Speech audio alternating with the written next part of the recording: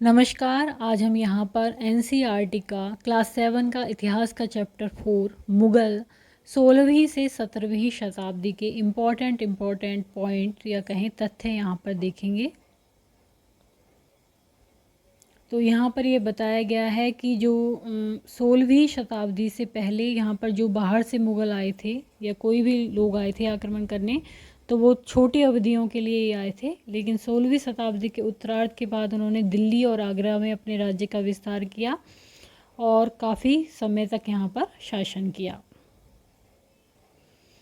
इसके अलावा यहाँ दिया गया है कि आज भारत के प्रधानमंत्री स्वतंत्रता दिवस पर मुग़ल शासकों के निवास स्थान दिल्ली के लाल किले की प्राचीर से राष्ट्र को संबोधित करते हैं और ये है लाल किले की पिक्चर।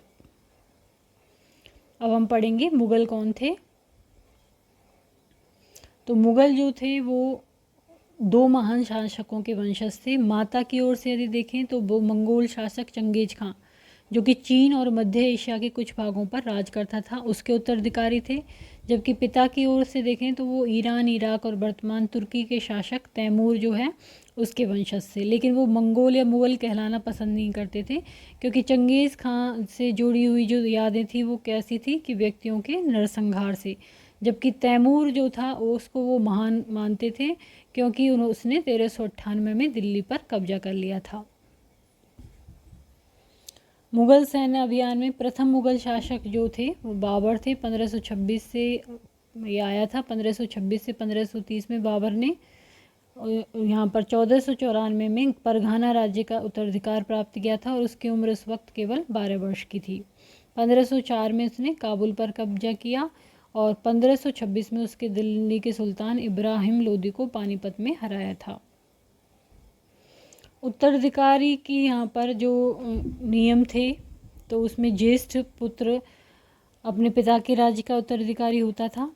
जबकि यदि हम मुग़ल की बात करें तो यहाँ पर शहजायाद की उत्तराधिकारी होते थे, क्योंकि मतलब जो उत्तराधिकारी होते थे उसमें समस्त पुत्रों के बीच विभाजन कर दिया जाता था।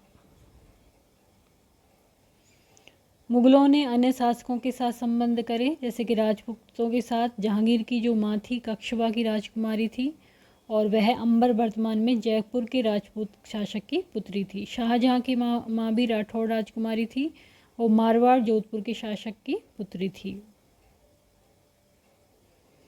अगला है मनसबदार और जागीरदार। जो मुग़लों की सेवा में आने वाले जो नौकरशाह थे उनको मनसबदार कहते थे। मनसबदार शब्द का प्रयोग ऐसे व्यक्तियों के लिए होता था जिन्हें कोई मनसब यानी कोई सरकारी हैसियत अथवा पद मिलता हो। यह मुग़लों द्वारा चलाई गई श्रेणी व्यवस्था थी, जिसके जरिए उनको पद, वेतन और सैन्य उत्तरदायित्व निर्धारित। पद और वेतन का निर्धारण जो होता था वो किस आधार पर होता था? पद और वेतन का निर्धारण जात की संख्या पर निर्भर था। जात की संख्या जितनी अधिक होती थी, दरबार में अभिजात की प्रतिष्ठा उतनी ही बढ़ जाती थी और उसका वेतन भी उतना ही अधिक हो जाता था। जैसे 5000 जात वाले अभिजातों का 1000 जात वाले अभिजातों से ऊंचा स्थान था। अकबर के शासनकाल में 29 ऐसे मनसबदार थे जो 5000 जात की पदवी के थे और जो सैन्य उत्तरदायित्व मनसबदारों को सौंपे जाते थे उन्हीं के अनुसार उन्हें घुड़सवार रखने पड़ते थे। मनसबदार अपना वेतन राजस्व एकत्रित करने वाली भूमि के रूप में पाते थे, जिन्हें जागीर कहते थे। मतलब उनको कैसे वेतन दिया जाता था? उनको भूमि दी जाती थी, वहाँ से वो राजस्व एकत्रित करते थे और उस भूमि को क्या कहते थे? जागीर। और ये तकरीबन जो एकता थे उनके समान थे, परंतु मनसबदार मुक्तियों से भिन्न थे। अपनी जागीरों पर नहीं रहते थे, ये उस जगह पर नहीं रहते थे और न ही उन पर प्रशासन करते थे। तो उनके आसपास की जागीरों से केवल राजस्व एकत्रित करने का इनका अधिकार था। औरंगजेब के शासनकाल आने तक ये स्थिति बदल गई। अब प्राप्त राजस्व जो था वो मनसबदार के वेतन से बहुत ही कम था। मनसबदारों की संख्या में भी अत्यधिक वृद्धि हुई, जिसके कारण उन्हें जागीर मिलने से पहले एक लंबा इंतजार करना पड़ता था।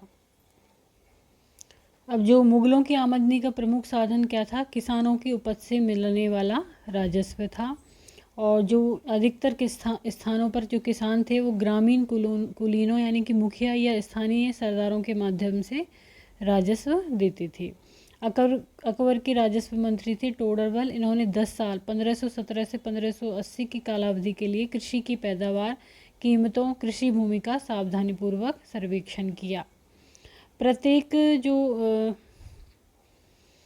सूबा था, प्रांत को राजस्व मंडलों में बांटा गया और प्रत्येक की हर फसल के लिए राजस्व दर की अलग सूची बनाई गई। राजस्व प्राप्त करने की इस व्यवस्था को क्या कहते थे? जब्त कहा जाता था। अकबरनामा और आईने अकबरी ये लिखा था जो अकबर के करीबी मित्र और दरबारी थे अबुल फजल, उन्होंने लिखा था।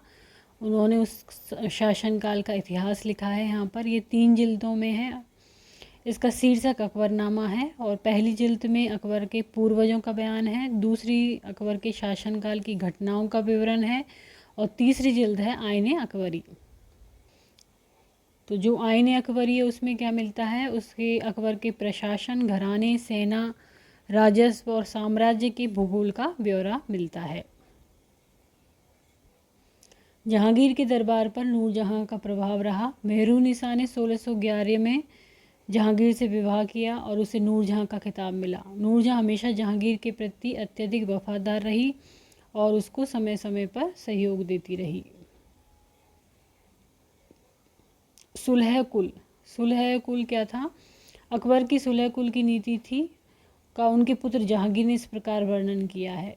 ये क्या है? सुलह कुल मतलब सार्विक शांति, जिसमें सभी धर्मों के जो लोग थे उनके साथ असहिष्णुता का जो मार्ग था वो बंद हो गया और सबको एक समान माने जाने लगा, सभी का आदर किया जाने लगा।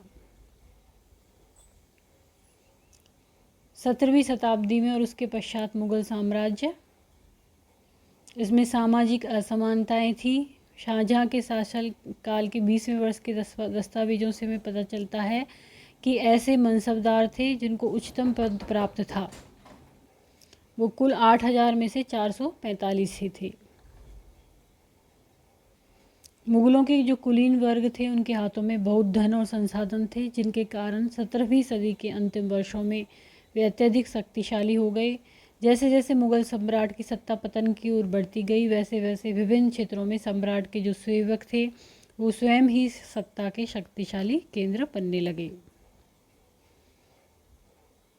तो आज हमने यहाँ पे मुगल 16वीं से 17वीं शताब्दी के जो इम्पोर्टेंट पॉइंट हैं या कह सकते हैं इम्पोर्टेंट फैक्ट यहाँ पर देखे। यदि वीडियो आपको पसंद आता है तो इसको लाइक करें, चैनल को सब्सक्राइब करें, कमेंट करें और शेयर करें।